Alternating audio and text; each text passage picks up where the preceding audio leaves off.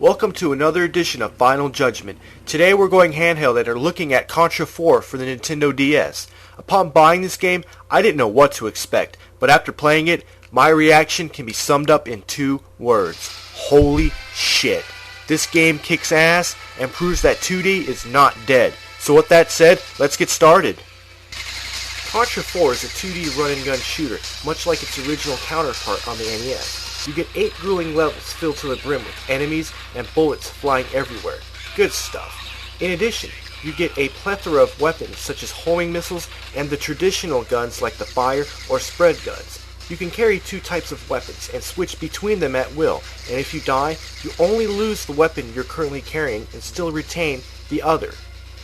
In Contra 4, you will climb up walls, up ropes, grapple and hang, and fight your way to the end against an army of relentless foes and gigantic bosses. And along the way, you'll see a few familiar faces as well as some new ones. Contra 4 is a challenging game, much more challenging than the original Contra. The levels are longer, and the enemies are a lot more aggressive. The levels themselves are very well designed, and each has a certain theme that forces the player to play a certain way. This gives each level a uniqueness and keeps the game from getting stale. On one level, you will ride a hover bike over water, on another, you will grapple up and down, and another, you will blast your way through rooms. Once you beat the game, you unlock a series of challenges, such as speed runs, gunplays where you use a certain weapon to traverse a level, and among other challenges, and upon completion, you can unlock more content, like the original Contra for the NES, new characters, and other bonus content. Overall, this game is awesome. The controls are responsive and fluid, and the graphics are great. The game also features an exhilarating soundtrack which contains a blend of new music and remixes of old.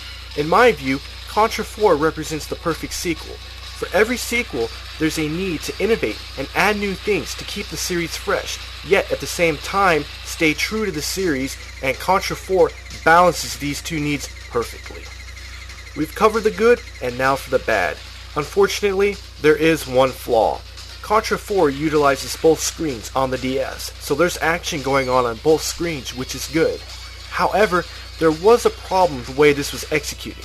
The bottom of the top screen does not pick up where the top of the bottom screen leaves off, meaning there is a blind spot between the screens with stuff going on in which you can't see. To put this into perspective, it's like playing Contra with a black bar in the middle of the screen.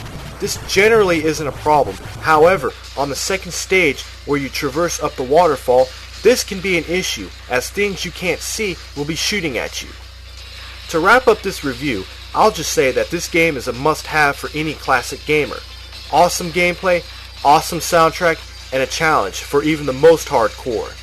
Contra 4 is a fine addition to the series, and this game is a perfect way to celebrate Contra's 20th anniversary.